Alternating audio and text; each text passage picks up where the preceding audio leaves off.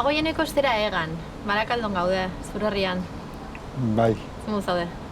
Gustora, pixkat urduri, baina gustora. Urduri zergatik?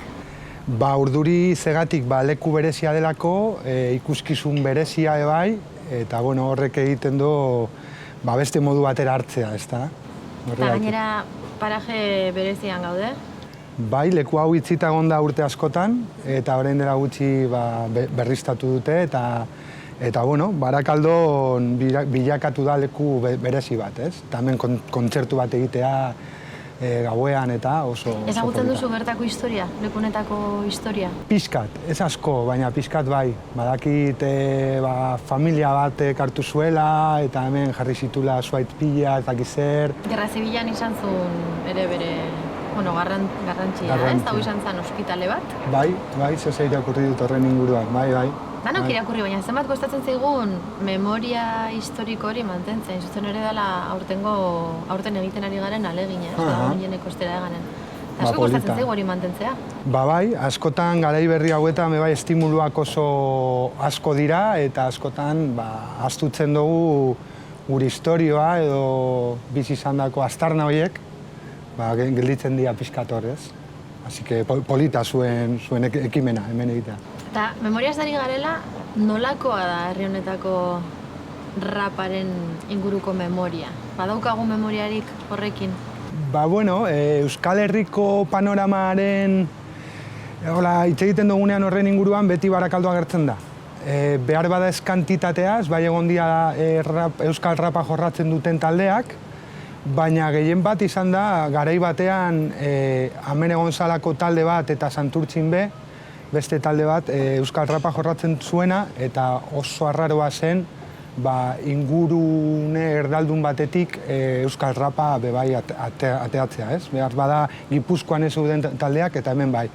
Hortaz, hemen Barakaldon uki dugu historia pixkat, eta baditugu belaunaldi berriak euskaraz rapa egiten, eta hori oso polita da. Baina arraroa dela zergatik esaten duzu? Ze hori ez da batzutan bizkaitarrok daramagun estigma? Behar bada, bai. Guri arraroa egiten zitzaigun, adibidez, Tolosara joatea kontzertuak emotera, eta garaian, hitz egiten ari aiz 2005, 2006, hola inguru horretan, eta bertoko gazteak arraroa ikustea rapa euskaraz egitea, eta guk ez. Hori bai izan nolako, zozer, baina egia da, askotan ingurune erdaldun batetik ateatzen dira euskararen aldeko ekimen potenteak, ez? Eta hori oso positiboa da. Agian erresistentzia gunea bai, direlako? Gauzak txarto daudenean, ez? Askotan erresistentziarako joera gehiago dago, bai. Zuk memoria apur bat egiten baldin baduzu eta atzera begira jartzen baldin bazara, zure ibilbidean, zen nolako sentsazioa sartzen zaizu, gaur egunetik atzera begiratuta? Orain dauka sentsazio polita, sentitzen dut nolabait gu garaian egin genuen lana orain goraipatzen dela. Baina urte askotan ez da horrela izan, ez? Bai rapa egiten genuelako, bai rapa euskaraz egiten genuelako, eta bai rapa euskaraz egiten genuelako Barakaldokoak izan da, beti eduki dugulako ez dakit estigma, baino zera raroa inguruan.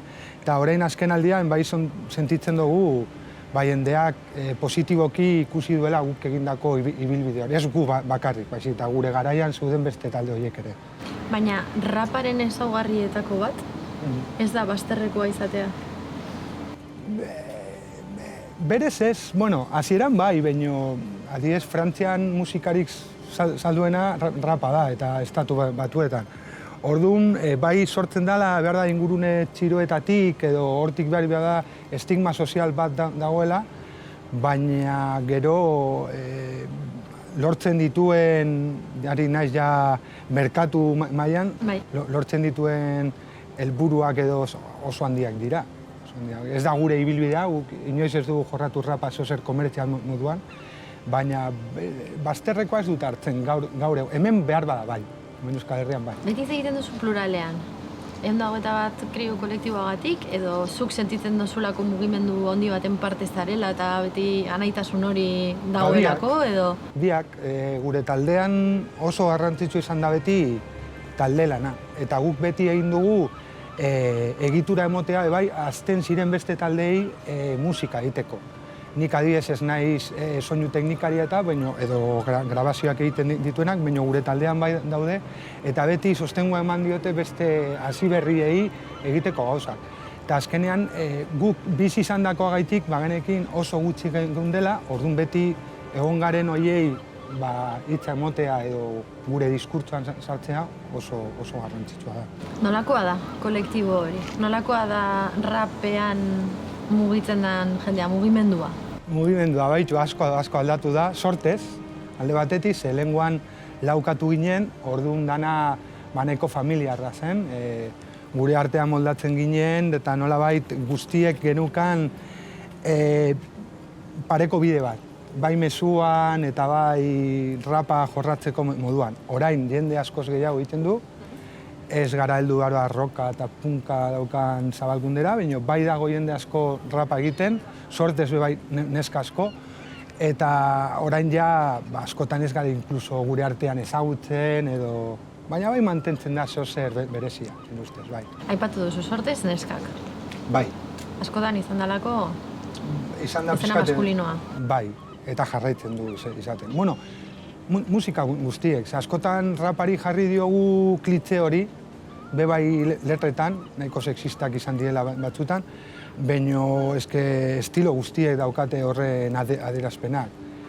Orduan, bueno, sortez orain badira neska asko, gainera zabalkuntza, kontzertuak emoten, diskak ateatzen, eta bai oso positiboa.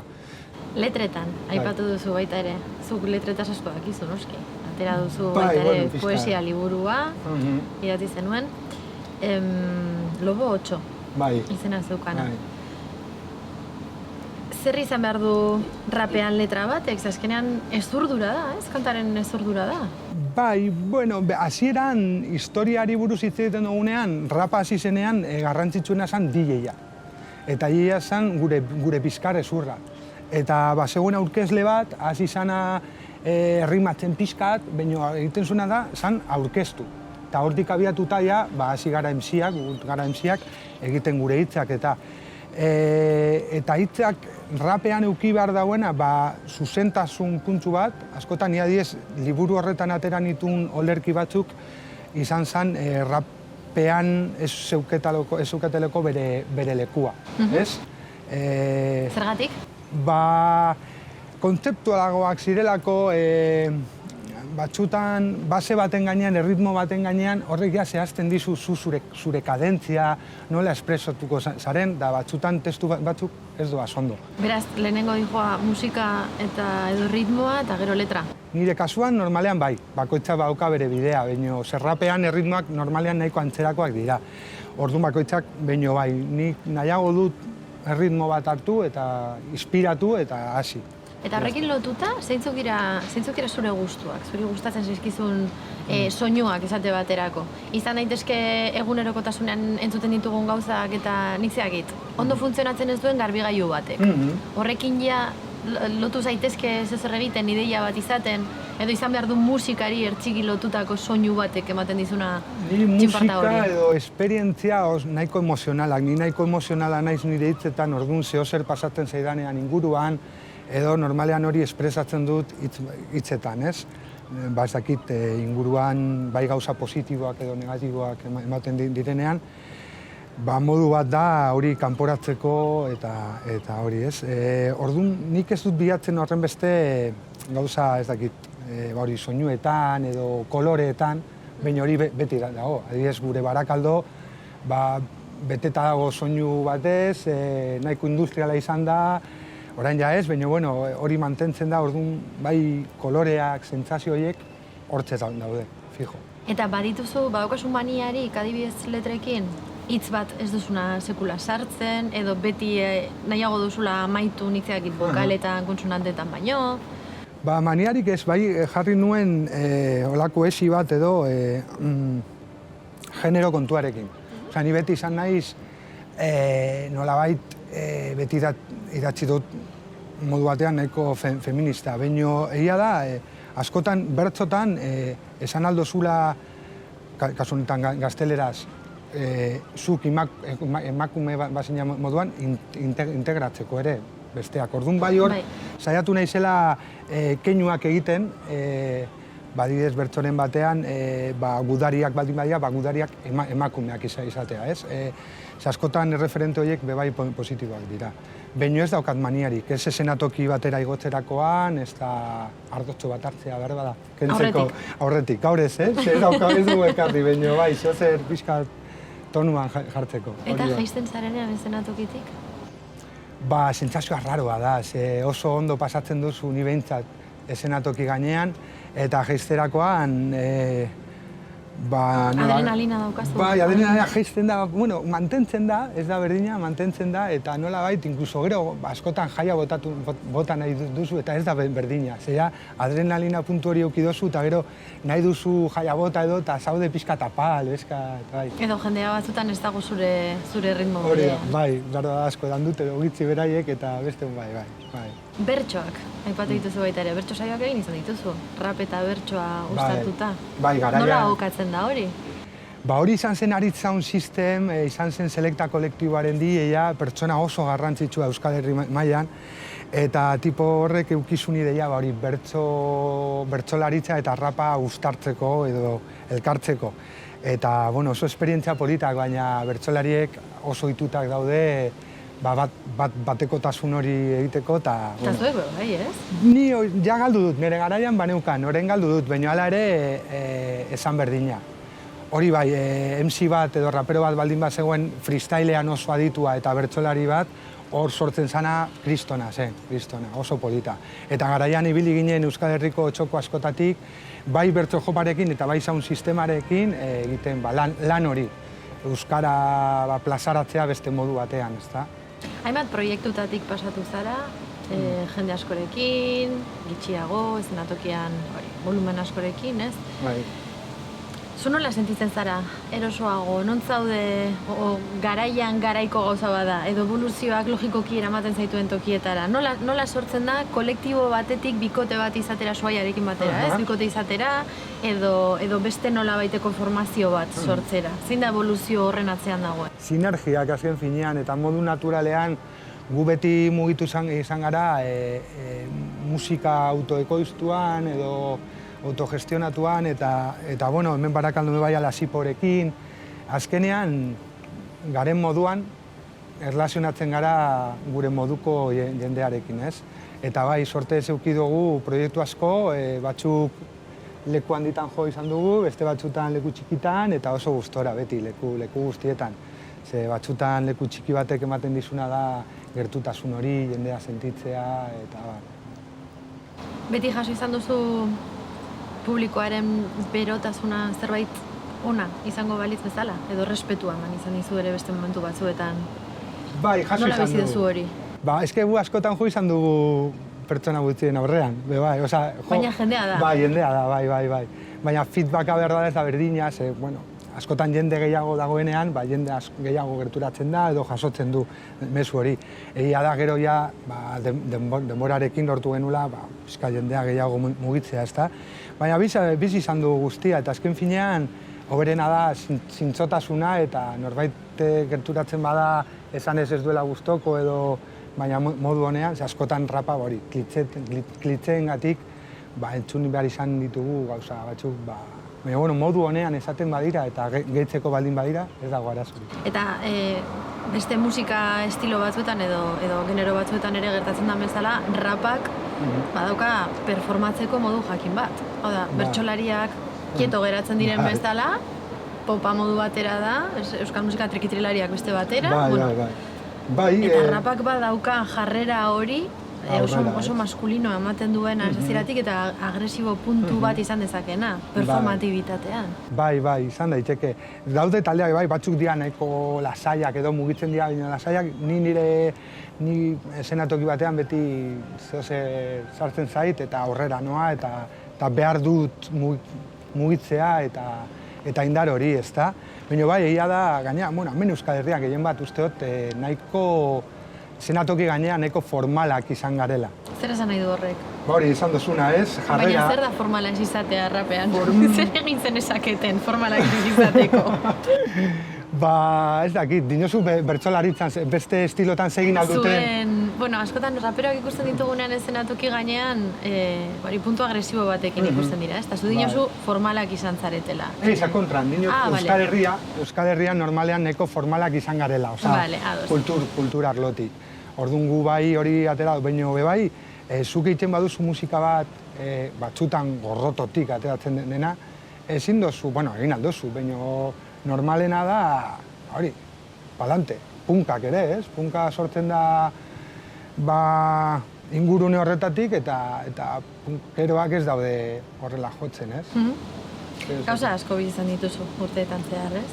Bai, ja daramat 20 piko urte rapeatzen, hasi que... Nik kalkula bota dut eta iaia 30 ateatzen zitzaizkidan. Izan daiteke? Ez, 30 ez, ni tut 39. Bota izkizut pila bat. 20 piko, bota izkidazu. Ez, gainean hasi nintzen, nire garaian esan oso ohikoa, rapa egitea. Orduan ikasi nintzen 17 urteekin, edo orain oso arrunta da ikustea gazteak 13 urteekin, 12 urteekin rapa egiten. Ni nire inguruan ez nukan inor bez, sortez nukan Frantzian familia, orduan ezagutu nun rapa Paris aldean, eta, karo, kristona izan zen. Hori izan zen engantzatu zintuena? Bai, hori eta hemen inguruan Rage Against the Machine, bai, heldu zen, talde bat ezak ezagutzen duzun, baina hori rapa eta roka ekartzen dituena, eta bi gauza horiek, baina gehien bat izan zen Pariseko kaleetan ikustea hori, eta ni lehendik idazten nuen. Orduan, eta ez naiz oso ona ezabesteko, orduan topatu ziren bi mundu horiek, ez? Rapa eta poesia edo hitz horiek. Eta grafitiak? Hasi nintzen grafitiak egiten, eta ibili nahi urte askotan gazte zerbitzutan, eta egiten ez naiz oso ona, baina nola gazteekin ondo moldatzen naizen, eta grafiti azken finean hip-hopa ditu lau adar, eta bat da grafitia, eta askok sartzen dira grafititik. Jende asko hasten da grafitia egiten, eta gero rapan hasten dira. Ez zara oso ona, errepikatu duzu 3 aldiz. Zertan zara ona orduan? Idazten, nire ustez ez dakit ona, baina gustoko dut egiten dudana. Urte asko daramat hori egiten, idatzi ez bakarrik rapa baizik eta beste gauza askotarako, eta bai hori sentitzen duela nire espazioa dela. Nik ez dakit musikaria naizen, idazlea, performance bat egiten duen pertsona, ez dakit, hori ez daukat oso argi noizu. Zure ibilbidean zehar momentu batekin geratu beharko bazenu, zuretzat berezia izan dana? Ze zaila. Orain esango nizuke bat eta behar bada beste bat. Baitu, beti gogoratzen dut kontzertu bat moduan bat oso berezia izan zala Esnebeltzarekin, gonbidatu gintuzten beraiekin kolaboratzera, egin genituen hainbat kontzertu beraiekin, baina batean, jun ginen Plateruenera eta bertan geuden kontzertua baino lehen eta beraiek hasi behar ziren, eta esan ziguten, zergatik ez zuek hasten, zegoen ez da prestatuta.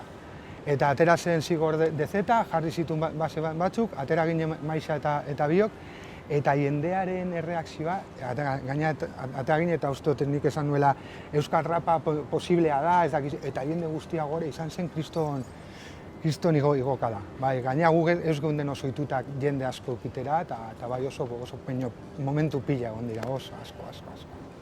Gaur zer entzungo dugu? Gaur proiektu berezi bat, abiatzen gara gure hawaiianokit eta biok ateragun Xamanak diskatik, baina diska berezi da, non rapa elkartzen den folklorearekin, beste musikaltasun bat dauka, orduan kontzertura eramateko orduan eta gonbidapen berezi honekin egin duguna da hori musikatu gehiago.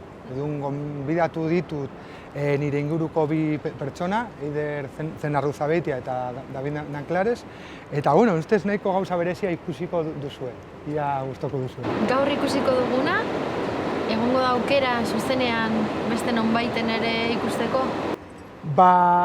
Garai hauetan, kontua da, uste dut asko, musikari askok edo talde asko gaudela gauzak egiten, baina gero ez dakigu oso ondo zertara eramango gaituen.